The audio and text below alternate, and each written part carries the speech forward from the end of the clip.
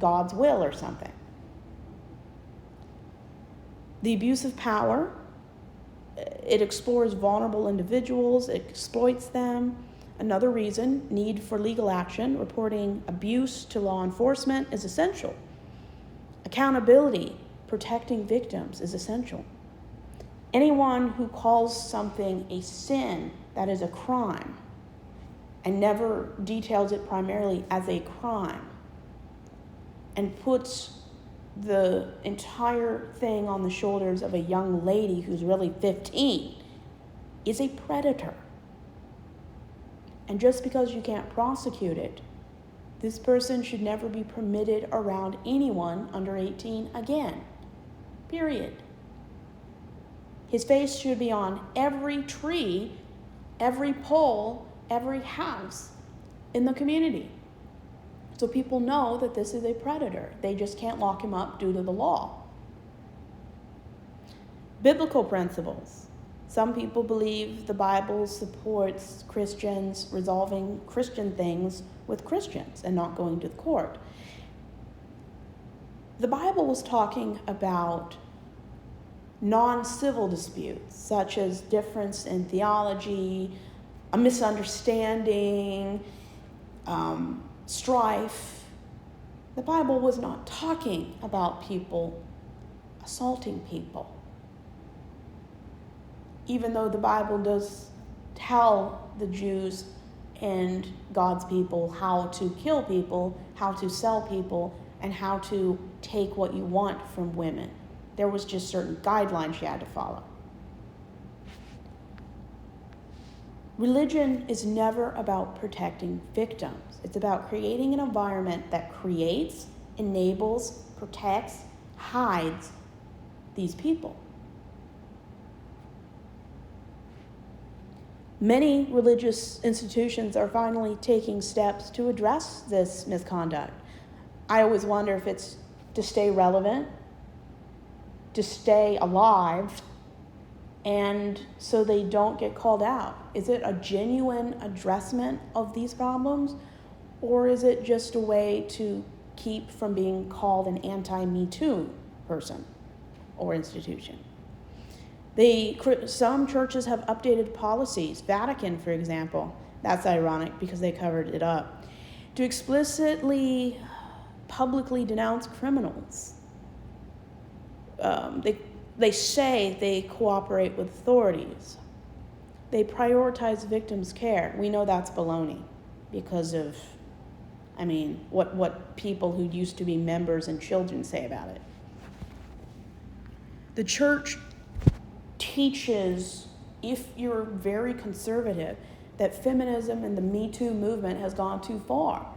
Are you kidding me? And it always seems to be that the person who's grooming people from age 0 to 40 are usually grooming women, little girls, sometimes little boys. And there seems to be a massive leaning toward cis, straight, usually white men in power grooming little girls. And it's terrible. But the religion sets up these environments to do this. There is no consistency for protecting people because religions benefit men and control women. Kind of like marriage. And you wonder why religions love marriage.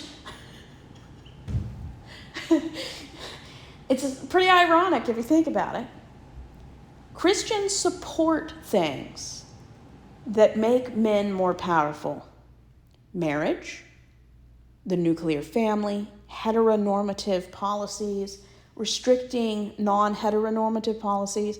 It's always about keeping their hetero privilege, usually white privilege.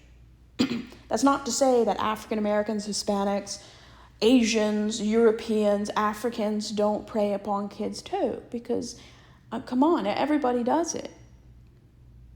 But when 53% of predators arrested annually are white, cis, heterosexual.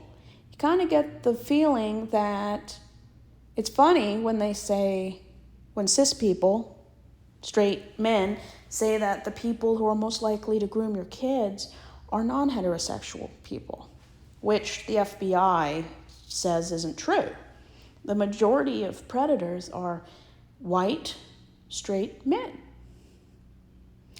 And occasionally it veers off course where it's a different kind of race, but 93.6% of predators are men.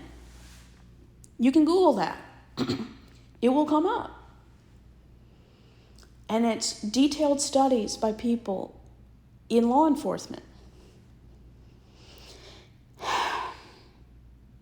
Religions thrive on creating environments that every day set a tone and dynamic that gives churches a 99% chance of having abuse. When you have gender roles where women are considered inferior to men, and that people of masculine physique should never do any feminine roles, should never do any feminine activities, they shouldn't speak feminine, they shouldn't walk like feminine people.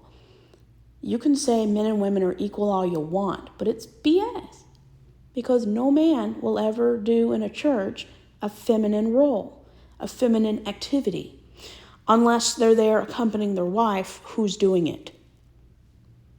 In 25 years, I have never seen a man in a church do any feminine roles. No potluck, no nursery. It does not happen. Because all